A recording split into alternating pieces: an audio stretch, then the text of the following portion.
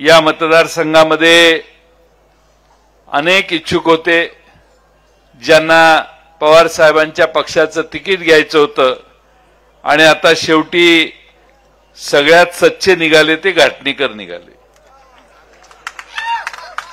बाकीचे सगळे सारखे भेटायचे पण सगळे जिकडे तिकडे गेले, कुणी उभा राहिले, कुणी सामील झाले, कुणी तोंड दाखवायच्या पलीकडे गेले। आज आपल्या सर्वांना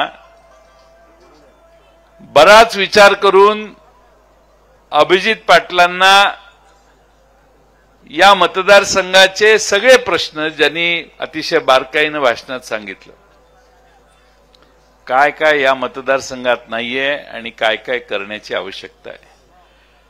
आता अनेक वर्ष आपण एकाच व्यक्तीला, एकाच नेत्याला संधी दिली। महाराष्ट्रात आता परिवर्तनाची लाट आली आहे।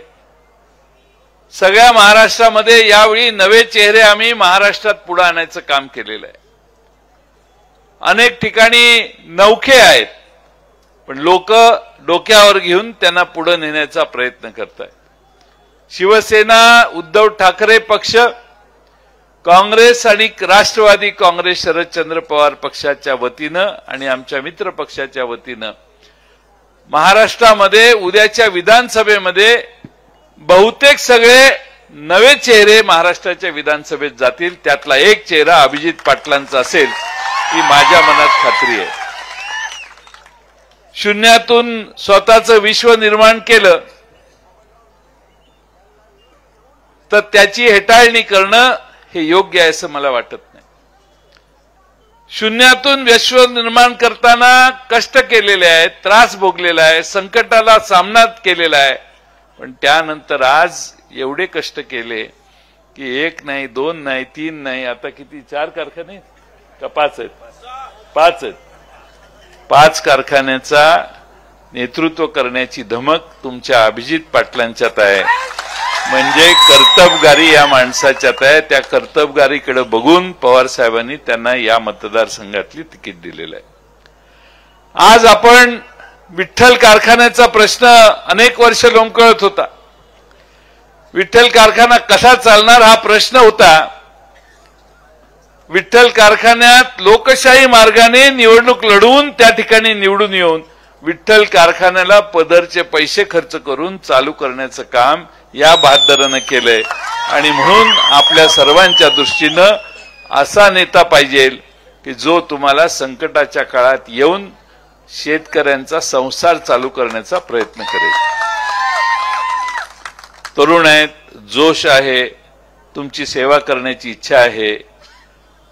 2-4 महिन्यापासून, 6 महिन्यापासून म्हाडा विधानसभा मतदारसंघातल्या सगळ्यांना जाऊन भेटण्याचा त्यांनी अतिशय चांगला प्रयत्न केलाय। ते आता काही नौखे राहिलेले नाही, कोणाची त्यांच्या मागे पुण्याई नाही, त्यांच्या मागे फार काही परंपरा आहे अशातलाही भाग नाही आणि त्यामुळं नवा चेहरा तुमच्या समोर येत असताना आज माढ्यातल्या विधानसभा मतदारसंघातल्या जनतेची जबाबदारी आहे की बदल करायचा आणि अभिजित पाटलांचा नवा चेहरा विधानसभेवर पाठवायचं। ते काम उद्याच्या निवडणुकीत तुम्ही सगळ्यांनी करा।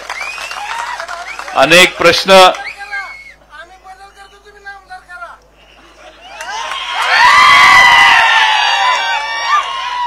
कुठल्या पक्षात आहे तुम्ही? ते जरा रंग वेगळा आहे।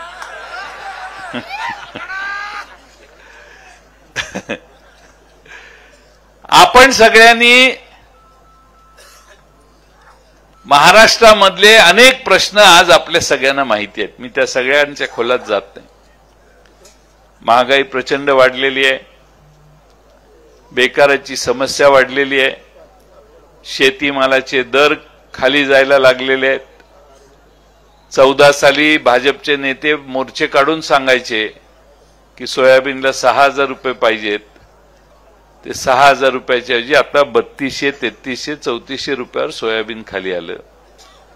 कांद्याची अवस्था काय झाली आहे तुम्हाला सगळ्यांना माहिती आहे। कांद्याला चांगला दर मिळत होता त्यावेळी सरकारने निर्यात बंदी केली, कापसाला दर वाढतील असं वाटत होतं. परवाच 22 लाख गाठी भारत देशाने आयात केल्या. कापूस उत्पादकांचं कंबरड मोजण्याचं काम त्यांनी केलं.